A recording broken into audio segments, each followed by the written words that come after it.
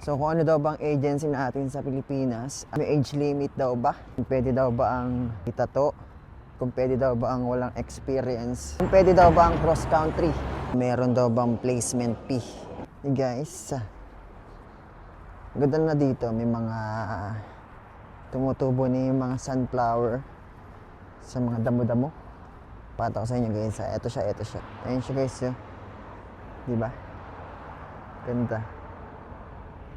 Namumulaklak na ang mga sunflower. Sunflower ba yan? Kamukha kasi ng sunflower. So, dahil spring and pa-summer na. Ano yung mga ganito na dito. Samahan niyo ako pumunta ng Simba Park.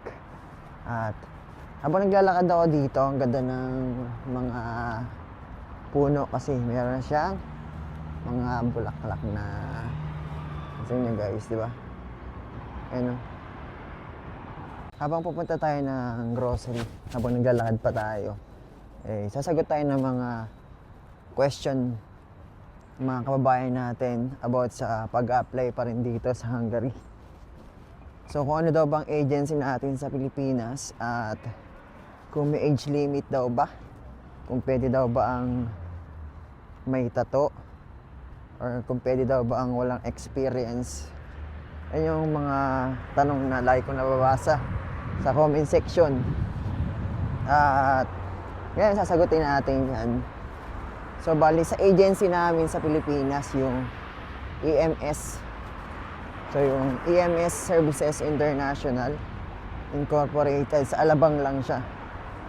Masasearch naman sila sa Google pag sinearch yung kanilang address.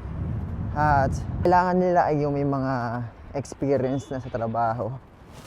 At least 2 years. Halimbawa, factory worker ka, so at least meron kang experience. At kung sa mga hotel naman, housekeeping or mga helper, kailangan talaga may experience guys. And sa age limit naman, 21 hanggang 45 years old. Yan, tinatanggap pa nila yon. At sa may mga visible tattoo, pwede rin naman, hindi naman sila ganun kahigpit sa tattoo. At ano pa ba? Ano pa mga tanong nyo guys? Dagdag pa sa tanong ng kabayan natin, ito yung mga nasa ibang bansa naman na kung pwede daw ba ang cross country. Mga kabayan, ang agency po na in-applyan namin ay nasa Pilipinas lang. At kung nasa ibang bansa ka ngayon, gusto mo mag-apply, hindi po ako sure. At mas maganda kung tatapusin niyo po yung kontrata dyan at uwi kayo ng Pilipinas, saka na lang po kayo mag-apply pagdating niyo ng Pilipinas. Natanggap naman po sila ng ex-abroad. Ayun lang guys, no? So, malapit na tayo. Ayan. Dito na ako sa Centrum guys. So, parang may bagong install doon na monitor. Diba? Ewan ko para saan yan. Baka siguro para sa darating na election. Guys, malapit na kasi election dito. Magpapalit na sila ng parang presidente. Ano bang tawag dito sa Hungary ng presidente? Hindi ko alam eh. So, parang ganun. Sa April 12, ganun nga. Parang mga April 12. So, magbobotohan na.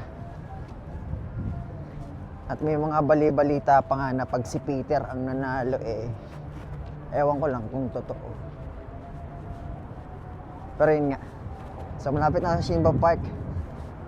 Sana nasagot ko yung ibang tanong, no? So, hindi ko agad masagot kasi marami din tayong ginagawa sa buhay. So, yun. Ang dami rin din kalapati dito. Kalapati.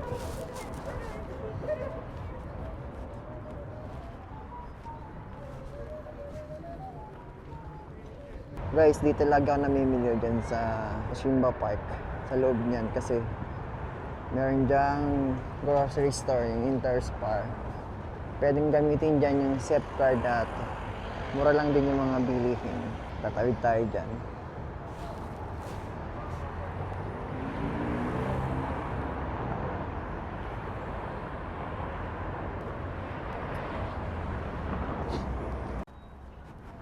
Daan muna tayo dito guys. Titingin tayo ng mga gadget. Ito lang lagi ang pinupuntahan ko dito eh. Pang-motivate ba? Motivate yan.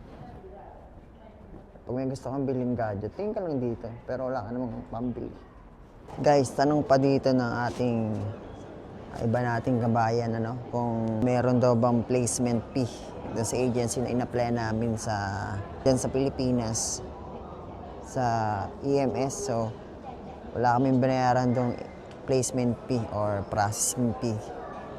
So, nung nag-a-apply kami, nagastos lang namin doon sa medical, 5,000 pesos. And then, yung ibang expenses naman sa mga pamasahe lang, pagpupunta ng agency, tsaka pag-aasikaso ng mga requirements. So, the rest, wala naman kaming binayarang ganong kalaki. Hindi tulad sa ibang agency, wala nga placement fee, pero meron silang processing fee. Minsan sinisingil yung kabayan natin ng mga 20,000. At yung iba naman merong placement fee na 40,000. Basta pinakampalatandaan na legit din ang isang company pagka ang placement fee ay parang isang buwan sahod mo dito sa Hungary. Example, sahodin mo dito 40,000 or 50,000, tapos ganun din kalaki yung placement fee na hinihingi sa'yo, possible, legit pa yon. Pero kung hihingan ka ng 300,000, 100,000, sobra na yun, So magtaka ka na pag ganun yung hinihingi sa'yo at magagastos mo. Pero maganda kung sa agency na walang placement fee ka mag-a-apply para makatipid or para hindi ganun kalaki yung magastos mo.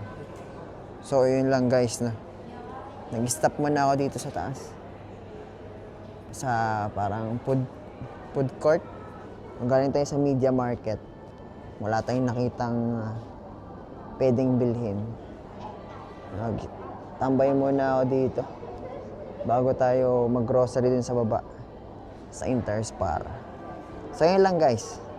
So, walang placement fee sa agency na i-play namin. So, nagastos ko lang doon parang 6,000 kasi meron akong pending nga sa medical at pinaulit sa akin yun. So, nagpabasa pa ako sa ibang clinic. Yan, nagbayad ako doon ng 1,000 kaya 6,000 yung medical ko. So, yun lang naman.